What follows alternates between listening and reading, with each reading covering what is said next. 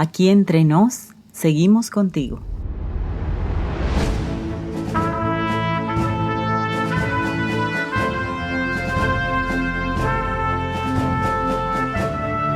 ¿Qué tal, amigos? Bienvenidos a Aquí Entre Nos, un programa pensado en los maestros de escuela sabática. Como habrás notado, nuestro programa abrió desde hace un par de meses un canal de difusión en Telegram a fin de compartir algunos materiales con nuestros suscriptores. Allí podrás encontrar el folleto en PDF para que lo compartas con tus alumnos, una guía de programas de escuela sabática, el material auxiliar para el maestro y el comentario de la lección, un libro con contenido de extraordinaria calidad que no debieras desaprovechar. Si te estás preguntando cómo tener acceso a todo eso, te diré que es muy sencillo.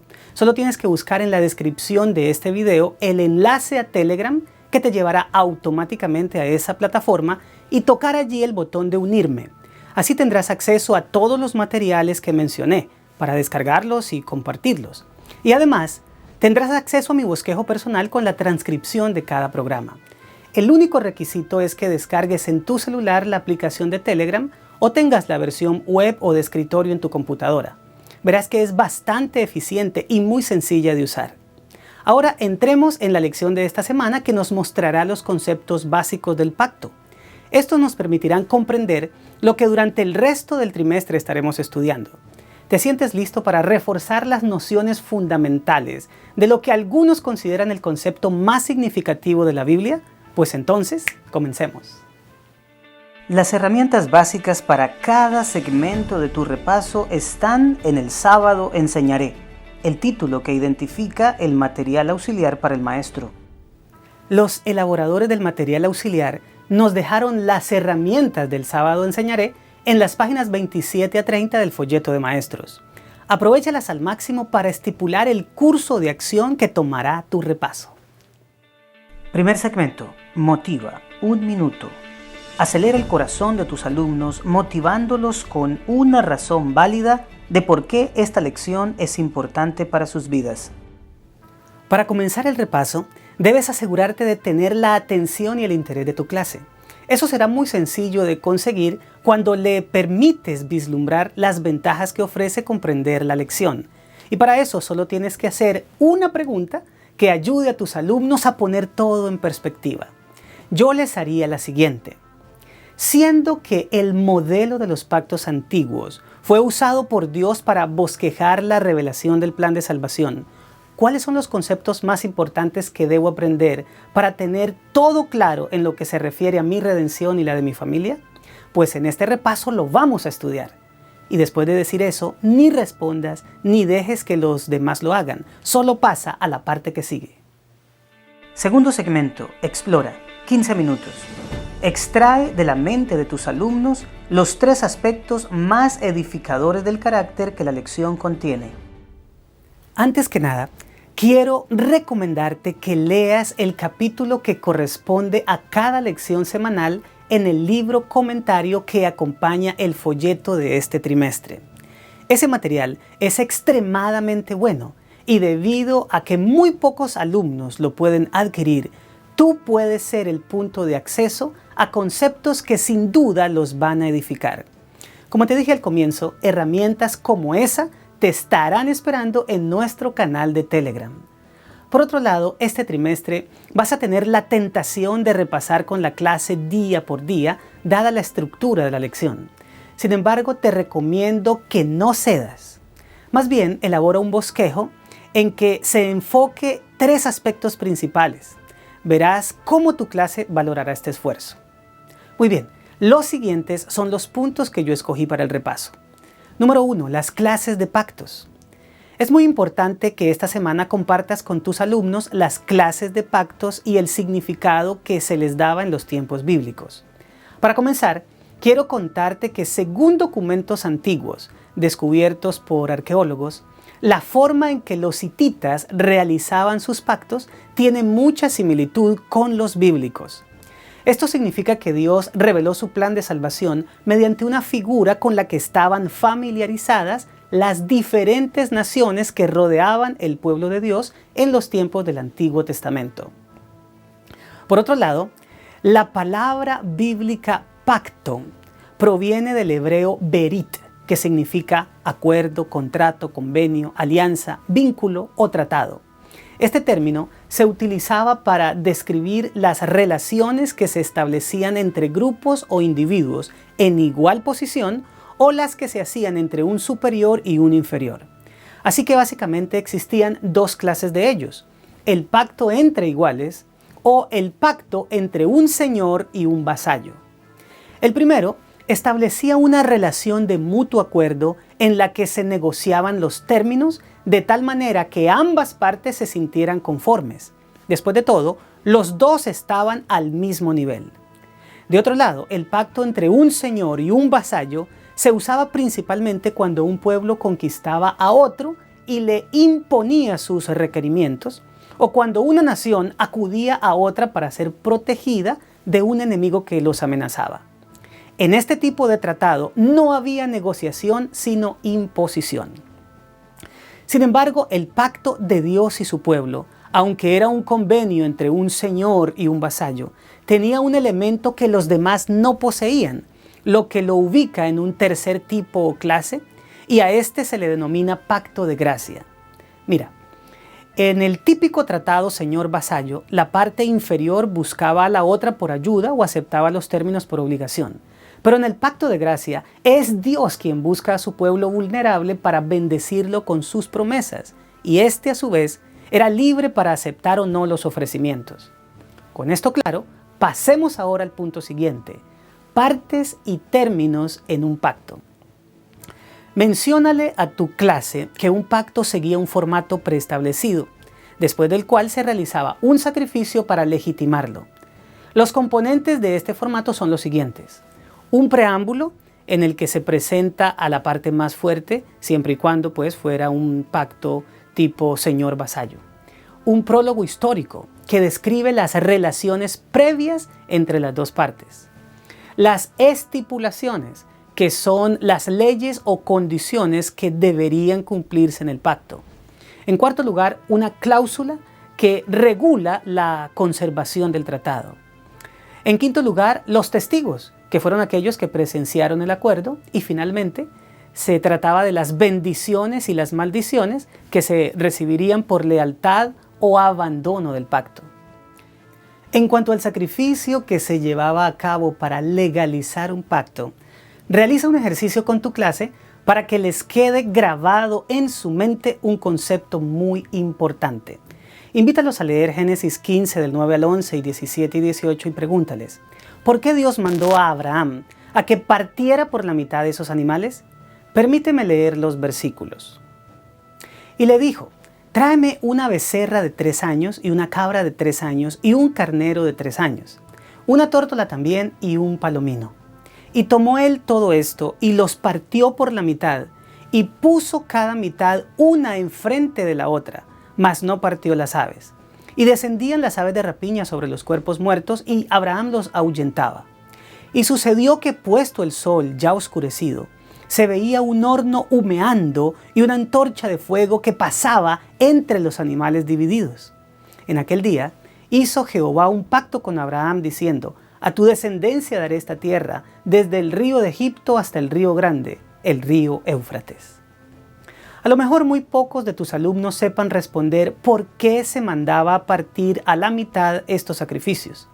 Debes ilustrarles que como parte de la ceremonia, en la celebración de un pacto, lo último que se hacía era matar uno o varios animales para después partirlos en dos y hacer una especie de calle de honor.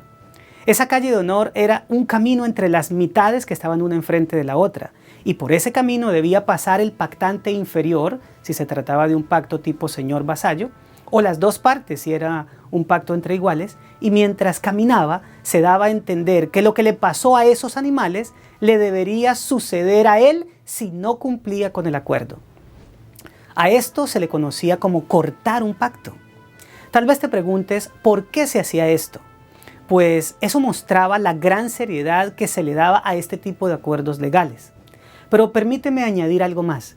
Todas las veces que nuestra traducción de la Biblia dice hacer un pacto, en el idioma original literalmente está escrito karat berit, que significa cortar el pacto. Con esta información vas a tener la oportunidad de magnificar el nombre de Dios frente a tus alumnos de una manera que ellos no podrán olvidar. En el pacto de gracia, la parte inferior no era la que pasaba entre los animales, sino la parte más poderosa. Por eso Génesis 15:17 nos presenta un horno humeando y una antorcha de fuego que cruzaba entre los animales para dar a entender que era Dios mismo el que caminaba entre ellos para cortar el pacto, comprometiéndose así de manera solemne a cumplirle a Abraham todas las promesas que le había hecho. Nota que el patriarca no había pedido nada, ni Dios tampoco estaba obligado a algo. Sin embargo, quiso hacerle promesas y se comprometió a cumplirlas unilateralmente si su siervo las aceptaba. Esto, mi querido maestro, es gracia, el regalo divino que se da sin que nosotros lo merezcamos y que debido a ella el Omnipotente jura que hará todo para que el que decida aceptarlo pueda ser salvo. Ahora vayamos al punto final de esta parte, los pactos en la Biblia. Esta semana el folleto nos da un extracto de los principales pactos de Dios en la Biblia, algo que en las próximas lecciones será ampliado más profundamente. Se nos habla del pacto con Noé, Abraham, Moisés o Israel y del nuevo pacto. Por asuntos de espacio no se tocaron el pacto adámico ni el davídico. Sin embargo, todos estos pactos tienen varias cosas en común. Reparte entre tus alumnos las siguientes citas para que las lean en clase y luego pregunta, ¿quién tomó la iniciativa de realizar cada uno de estos pactos? Lee Génesis 9, 9 y 8, Génesis 15, 18, Deuteronomios 5, 2 y Jeremías 31, 31.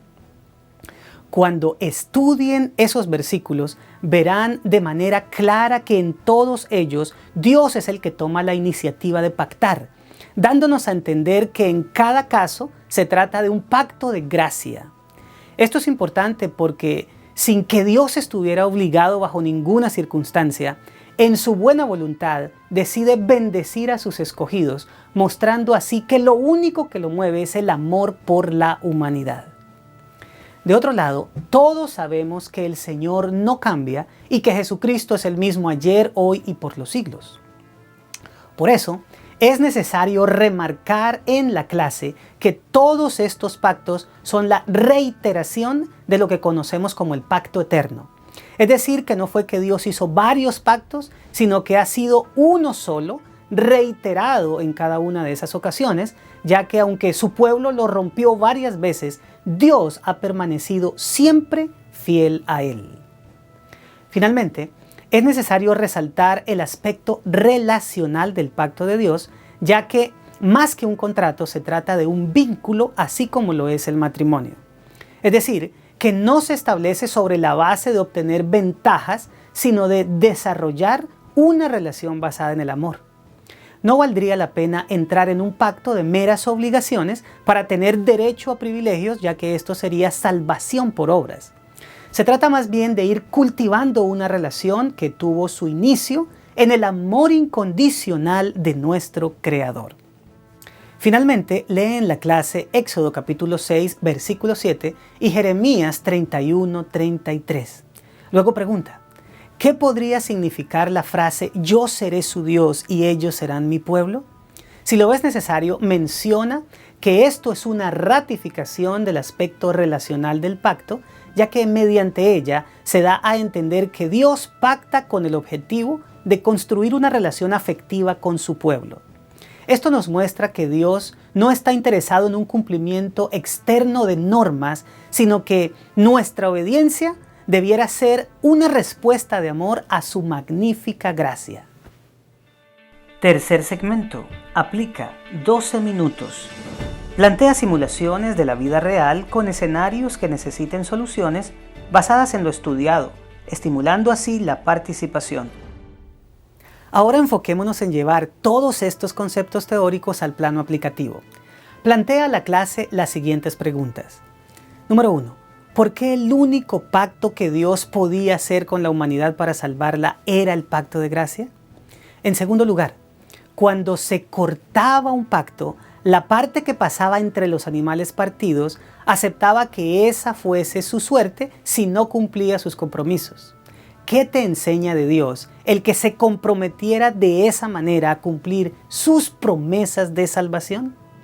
Y finalmente, ¿en qué aspectos el matrimonio es una buena analogía del pacto de Dios y en qué sentido es deficiente? Cuarto segmento. Crea 2 minutos. Lleva la lección más allá de la clase. Desafía a tus alumnos a realizar una tarea durante la semana. La siguiente es la tarea que te recomiendo que tu clase desarrolle durante la semana. Invita a los cónyuges a que realicen una sencilla pero significativa ceremonia familiar de renovación de su pacto matrimonial. Y para despedir a tu clase, concluye la lección de una manera sencilla y elegante. Esta semana aprendimos que Dios realizó un pacto de gracia con nosotros y se comprometió completamente con Él al cortarlo como se acostumbraba en aquellos tiempos. También entendimos que la mayor diferencia del pacto de gracia y los demás es que busca cultivar una relación estrecha entre las partes de tal manera que nuestra obediencia resultara de la admiración por su amor en lugar de ser una obligación para obtener privilegios. Bueno, mis amados, esto fue Aquí Entre Nos, un programa pensado en los maestros de escuela sabática.